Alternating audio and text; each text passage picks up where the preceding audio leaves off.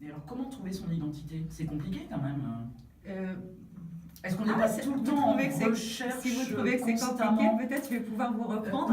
Non, parce que je pense que la vie fait qu'il y a des constantes évolutions, donc on ne peut pas non plus s'arrêter à un stade, on est en perpétuelle évolution, je pense. Évolution, exactement, mais nous sommes très influencés aussi, évidemment, et de temps en temps, nous faisons les choses un peu par rapport à notre statut social, par Oui. rapport à ce que nous pensons que nous devons faire, être à Ce la qu'on attend de hauteur nous, des fois. attentes, mais généralement, c'est ce que nous croyons en fait. Oui. Parce que les gens, ils s'en manquent un petit peu. Oui.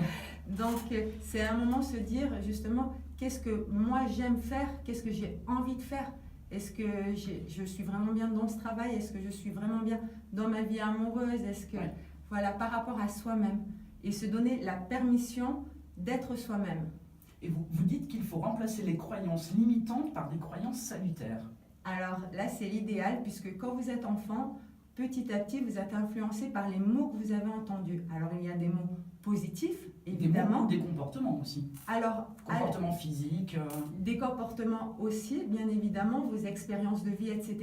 Mais à la base, ça va naître généralement déjà par des mots que vous avez entendus et les comportements vont les valider. Par exemple, si toute petite, on vous a dit « Mais Charlie, mais qu'est-ce que tu es maladroite, mais c'est pas possible. » Ah, mais on me l'a souvent dit. Voilà, mais tu as deux mains gauches. La première J'en ai deux justement parce que je suis gauchère en plus. Alors, donc. ben voilà, vous voyez, ben vous cassez quelque chose et ce comportement va vous valider ce que vous avez dit. Alors que peut-être à la base, si on vous avait dit « Mais Charlie, c'est bien, tu es à droite, c'est normal, tu es en apprentissage, tu es toute petite encore. » Mais petit à petit, vous auriez été de plus en plus à droite. Donc en fin de compte, ces croyances à la base n'ont peut-être rien à voir avec vous-même, mais elles le deviennent parce que, comme on vous l'a dit, vous l'avez cru, et vos comportements, du coup, deviennent en effet ce que vous pensez. Avec un coaching, vous allez remettre tout ça à la bonne place. Vous allez vous dire, qu'est-ce que j'ai entendu? Voilà, j'ai entendu ça. Et aujourd'hui, qu'est-ce que je crois? Est-ce que je crois vraiment que je suis maladroite? Et est-ce que ces phrases non valorisantes, on peut les transformer en atouts?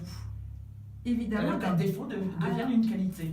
Il y a des personnes déjà, d'ailleurs, il y a des personnes qui, parce qu'on leur disait ça, là j'ai une de mes coachées, petite, son père lui disait toujours tu ne vas pas réussir, et du coup elle s'est dit je serai la meilleure.